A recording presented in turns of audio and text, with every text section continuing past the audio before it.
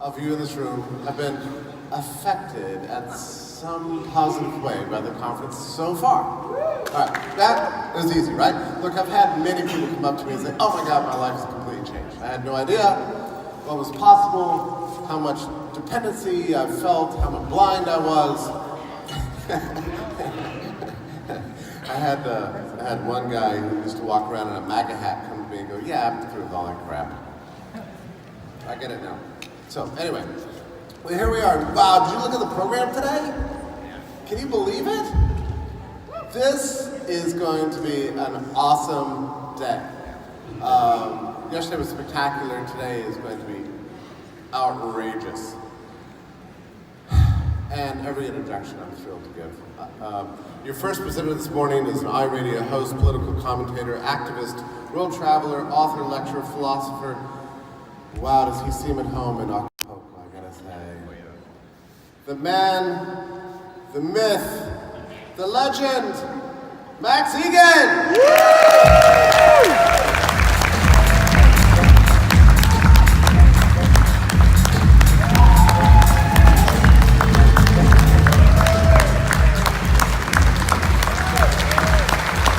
Hi folks, it's really good to be here. I'm lucky I got here.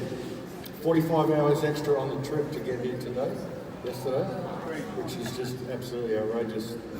So, I'd like to start off by saying, fuck the government. And seriously, fuck these people. So, the title of the talk is Creating Our Own Reality, and that's something we need to do, folks, because there's a reality being created for us by these people. They've actually done pretty well up to this point to create the reality we're in now, which is not very good, but where they're taking it is incredibly dysfunctional, and we need to pay attention to it.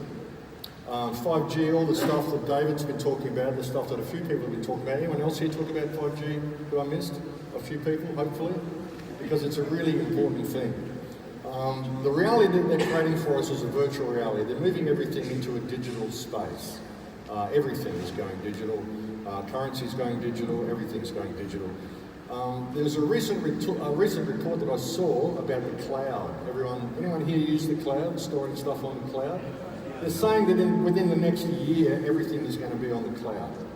They're predicting that within the next, by 2020, there's going to be all sorts of things that are now obsolete, and they're talking things like phone boxes, landlines for your house, even hard drives will be no longer be able to buy hard drives because everyone will keep everything on the cloud.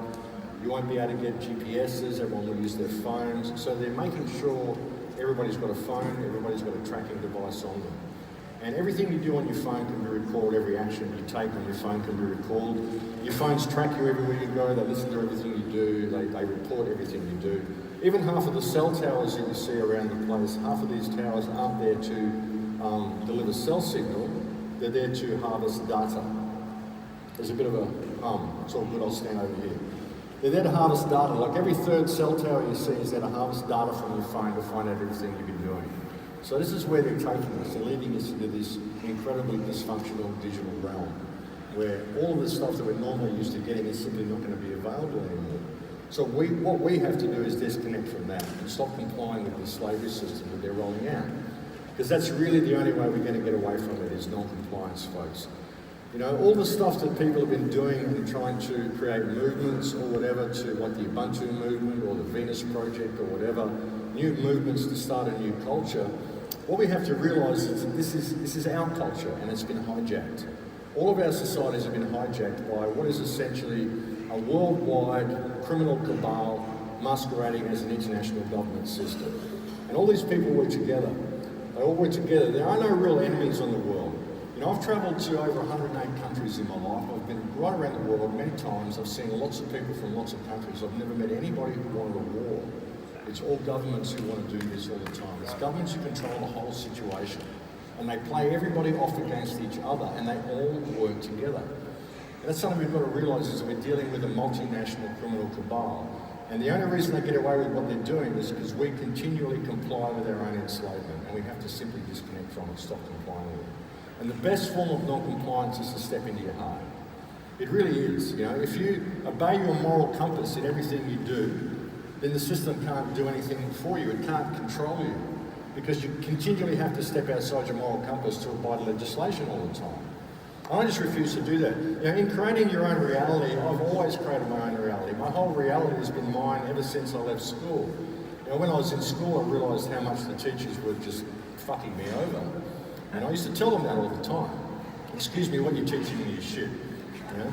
They used to come and give me stuff and I'd say, I'm sorry, but I've just read a book on that topic and you're telling us a completely wrong story. You need to open it up for debate. So I ended up getting kicked out of 4 schools. So by the time I was like 16, I thought, well, fuck this. And I became a musician and travelled the world and never looked back.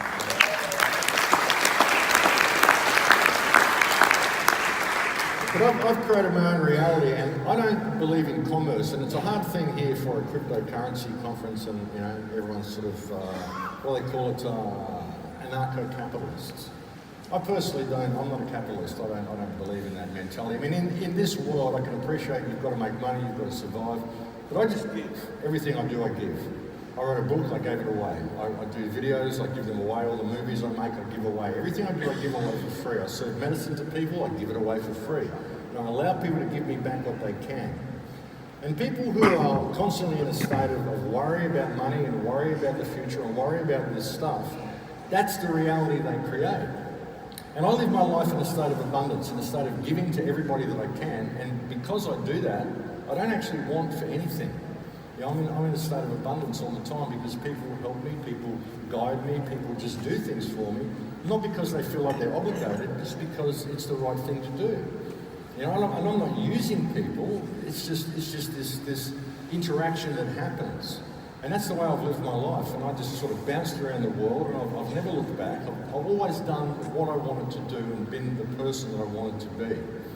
Because most of the time in our lives, we're not what we want to be. We're doing something that someone else has told us to do. We're following parameters that someone else has given us. We're following guidelines that someone else has put there for us. We're not living our own life. And we're stepping outside our moral compass in every minute of every day in order to put food on the table. We have to stop that. We have to really step back and look at this and realise that it's already a community of people. And if we open up our hearts to each other, in Lakesh, I finish every radio show with in Lakesh, it means I am another yourself. If you can look at people as being yourself, another yourself, simply viewing reality from that perspective, suddenly all the barriers break down between people, and you find that you can live your life in a state of abundance and giving. And it isn't a state that you're keeping tabs on what you're giving to people. I just give unconditionally to people. And sometimes, you know, you've got to listen to your intuition. There'll be people that come there and they want to use you. You know that, okay, I shouldn't. What I'm going to give to you is by not giving to you, to teach you to be responsible for yourself, which is also a form of giving. So you've got to look at it that way. You know, you've got to balance things out. Don't allow yourself to get used by people. But just open up your hearts to people and break the barriers down and stop putting a commercial aspect on everything. Stop putting an economic dollar value on everything that you do and all the time that you have and everything you do for people. You know, I've just done this for my whole life and it's worked. You know, I'm 61 years old. I've never had a real job. I've never done anything the system wanted me to do. I've always just been myself and done what I wanted to do. Any jobs I've had is because I wanted to do that. You know, but we're just caught in this grind because of this system, because of the way they've done it. But the whole thing is a concept. The whole thing is just an idea.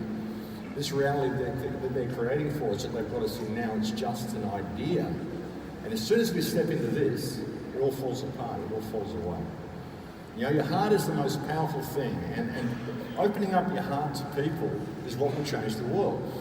That's how we can get through this system, by realising that it's all a fiction. And even people that learn the legal stuff and all the law stuff and how to get through it, to go to fight the system, what for? You're fighting a fiction, you're fighting a cloud, you're learning all this stuff to fight a cloud. So how real is it? You know, why are you learning all this stuff to go and fight something which is just an idea? What you've got to do is just disconnect from it. Disconnect from the whole thing. And the way you do that, again, is to connect to your heart and to connect to the people around you. Because when you do that, government ceases to exist. You know, we've got some great stuff happening in Australia at the moment. We've got some communities that are really going forward in community, getting away from government. And we've got a great situation in Australia as well, because in Australia, the government of Australia is actually completely invalid. They never had the right to be there to begin with. And you might find that it's the same with the United States as well if you really look into it. Of course, you've had the revolution and you're not encompassed by the Crown now, but you might find Canada and other places, because there was a charter that was put forth in about the 1600s. I think it was called the West Vale Charter or the West League Charter, West something Charter, which said that the British Crown, when it went to all these places, it wasn't actually going there to overtake or control the places. When the Crown came to Australia, the mandate for Arthur Phillip when he arrived was to liaise with the people and to work out trade with the people. He was never supposed to overtake the country or take over the country. So as soon as he arrived and put his foot on the sand and stuck the flag in the soil, he'd broken his charter. So the entire Australian government's invalid under their own law. And you'll find that the Canadian government is probably invalid under their own law as well. So there's all sorts of these things going on. And we've got communities starting in Australia that are operating on that basis, that it's all, what Australia has done, what the government has done is invalid, that they have actually no right to be there. And when we're putting it in the courts and putting it to the Supreme Court, the government has no leg to stand on and they're backing down. So this is a good thing. And we can probably do this in a lot of countries as well. Any country that the Crown has touched, you're going to find that it's an invalid government there to begin with. And if you really start looking at the ancient charters, you're going to find that they're completely invalid. So we can reclaim things, we really can. And you can reclaim things in the United States, you can reclaim things in every country if the people are just prepared to stand up and say it and do it and call it. You know, be what you are and call the government out for what it is. Like I said, it's a criminal cabal. You know, the whole legal system, everything that we've got here, the government, you know, even the law system was created to prevent the causation of harm and to provide remedy when harm is caused. And we've got situations in our country now where the government is coming and causing harm against us all the time and they're using the legal system to do it. So how can that be? How can a guy come to your house and say, I'm here to cause harm to you in the name of the law, when the law was put there to prevent the causation of harm? It's all backwards, but we don't call it. And that's why they get away with it, because we don't call it. And we should. And there's lots of reasons why we should, folks. I'm just going to sit down because I've been travelling for 4 days to get here. 4 days, folks, it took to get here. Ridiculous.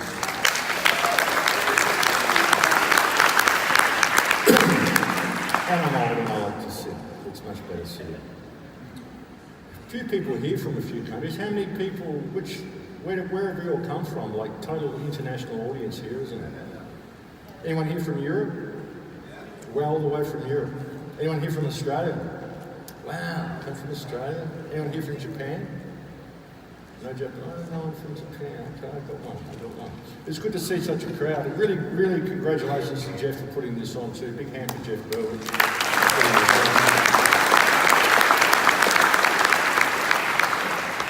He's done really well with this venue and this whole thing. Got the whole resort this year too, haven't we? Chaos. 1,700 amethysts in a resort.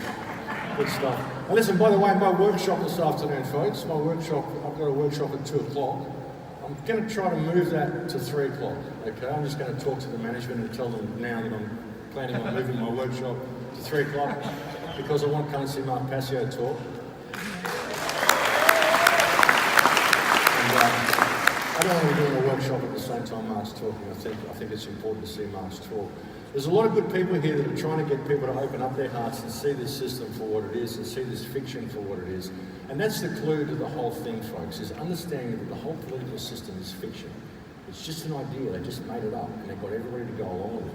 And it's time we had a new idea. It's really time we had a new idea and put that into practice. You know, and realise that we are the ones we've been waiting for. We are the saviours we've been waiting for. You know, as soon as you open up your heart and connect with people around you, the whole system falls down. It really does. I mean, sometimes the government comes for me at home and I just laugh them off. I just say things to them, like, I don't vote. You know, it's compulsory to vote in Australia. You're registered, you've got to vote. And I'm not registered, I don't vote. Sometimes they come to my house and they knock on the door and they say, we believe there's someone who lives here who's not registered to vote. And I go, yeah, that's me. And they get all excited and they pull out their notepad and they go, oh, well, what's your reason for not registering to vote? I just say, I refuse to support organised crime. And they go, they don't know what to do. They don't know what to do. They're shocked when I say that. They just go, do you call yourself a conscientious objector then? And I say, look, you can call me whatever you want. I call it sane. Is there anything else I can do for you? I'm busy. And they go away.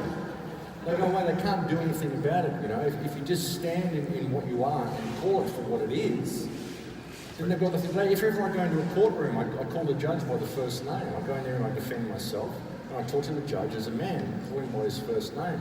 So I'm just here to clear up the matter, because obviously there's been a mistake. You think that I'm subject to all this stuff, which is causing harm. So you've just got to be that. You've got to be prepared to be that. And if you've got the people around you, if you've opened up your heart to your neighbours and connected with people, then it works.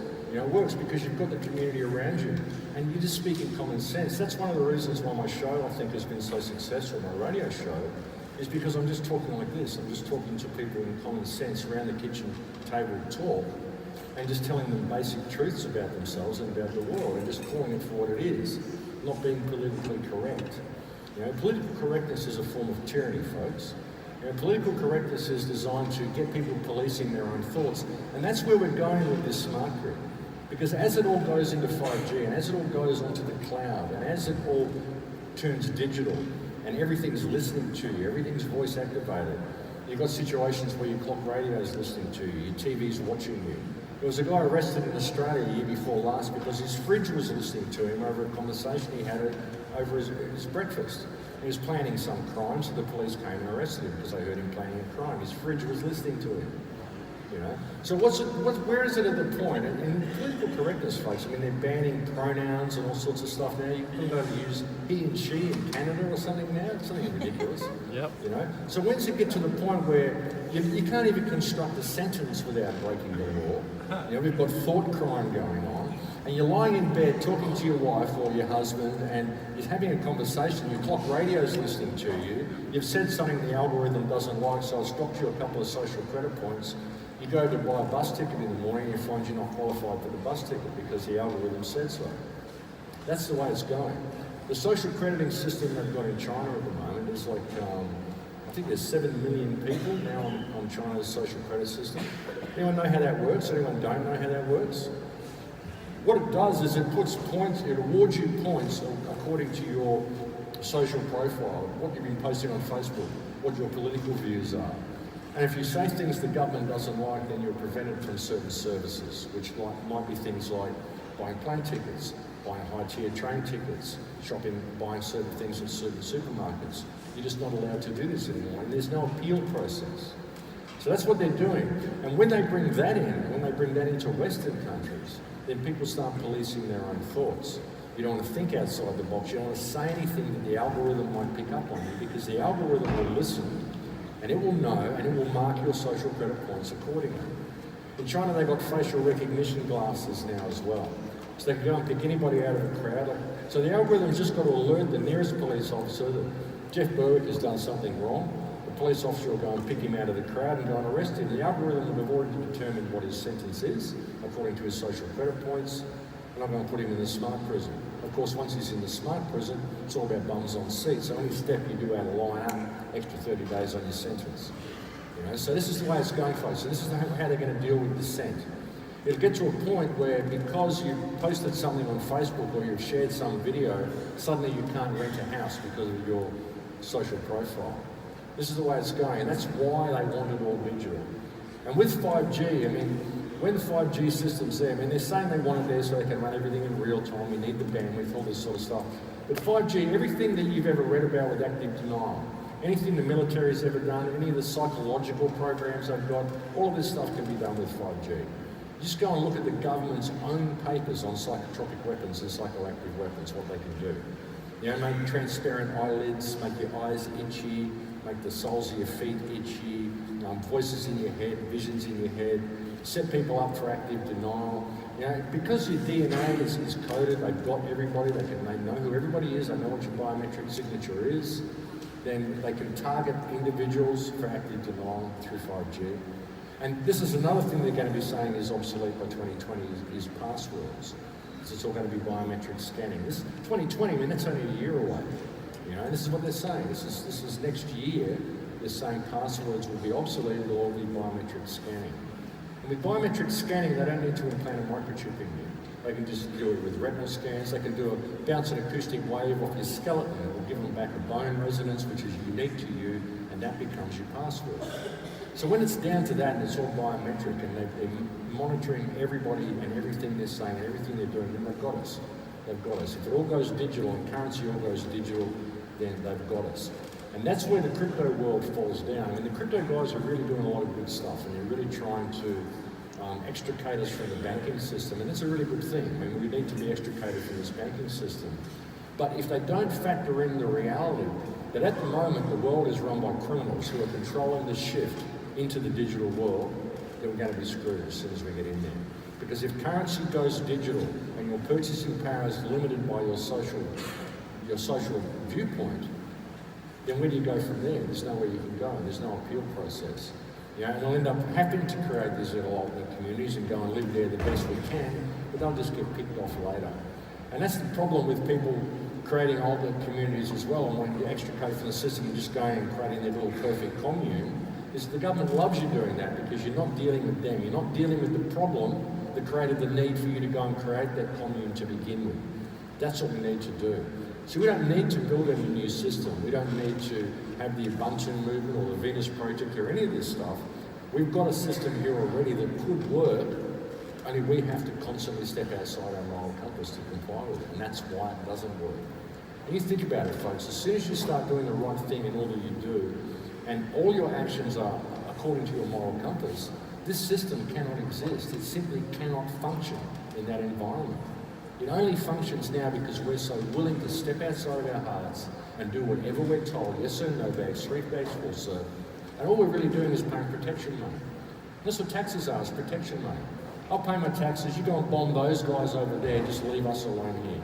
It's all good. You know? And that's what we do. We've got to stop doing it, folks. It's a scam. The whole thing is a scam.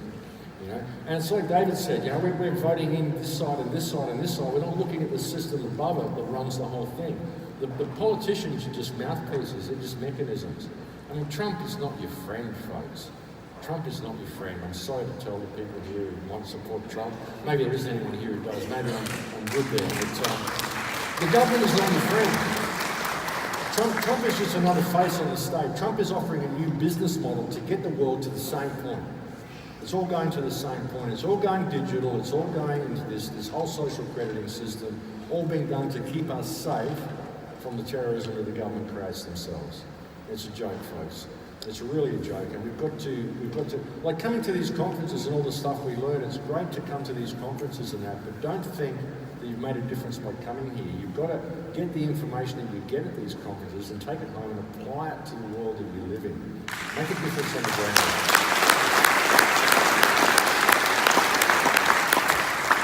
Make a difference on the ground where you live, because that's where the real difference is. I guarantee, folks, if you start opening up to your neighbours and doing things for people, they might think you're a little weird to start with, but you know, they'll open up. They'll open up. They'll realise that you're a human being, and they'll come around eventually. I mean, it's worked for me. I've got so many friends all around the world now, just from being in that state of giving. It really does work, folks. You know, everything this system wants you to do is the opposite of that. They don't want you to give. They want you to view your time as being valuable. They don't want you to perform the art of being you. You know, everything that we've lost is that art of being you. You know, you are an artistic expression of creation. You are a thought in the mind of God, here to be all that you can be and to express yourself to the greatest of your potential with the tools you've been given. And if you think there's something wrong with you, you've got a problem, or you've got this or that, that's fine, because that's the perspective that is needed. Otherwise, you wouldn't be here.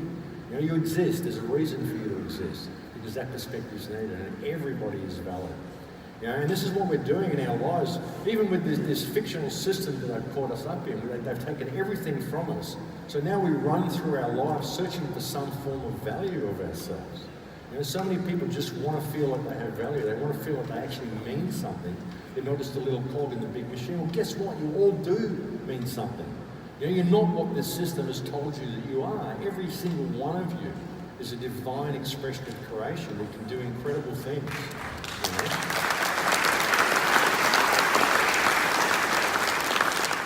All of the stuff that enslaves us, all of this mechanism of control that's been put in front of us, it's just an idea. It's just an idea that somebody had, and other people agreed to go along with it. Like I said, we just need a different idea, folks. And don't ask permission.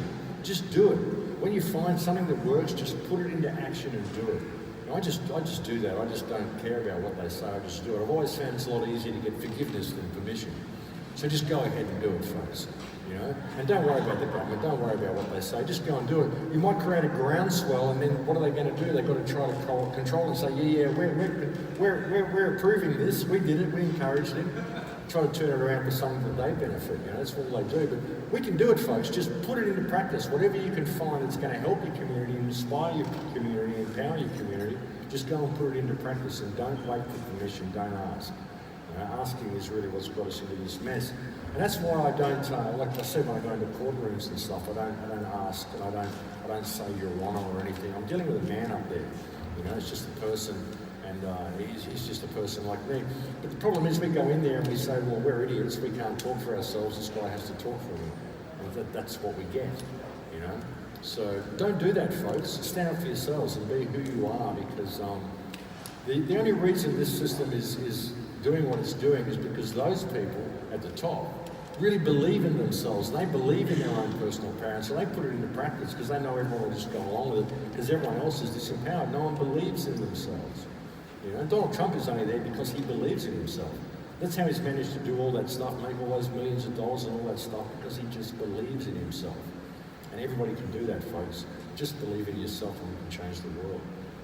And I think that's about, I'm running out of time, so I'm going to have to play a bit now.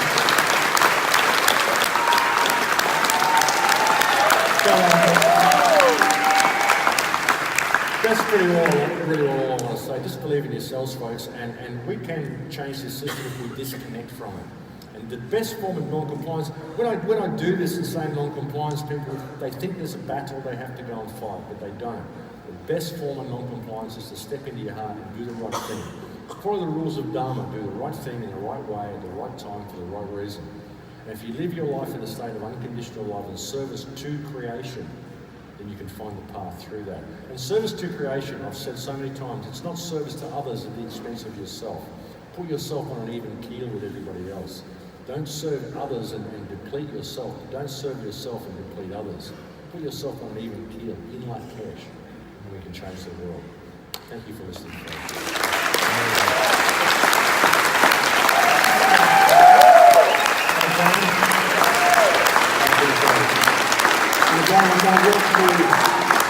I'm going to work at changing my workshop to 3 o'clock for those who would like to come. So it's scheduled for 2 o'clock, but I think Mark Passio is speaking at 2, so I'm going to try to set it up for 3. So please do come if you'd like to. Thank you very much, folks.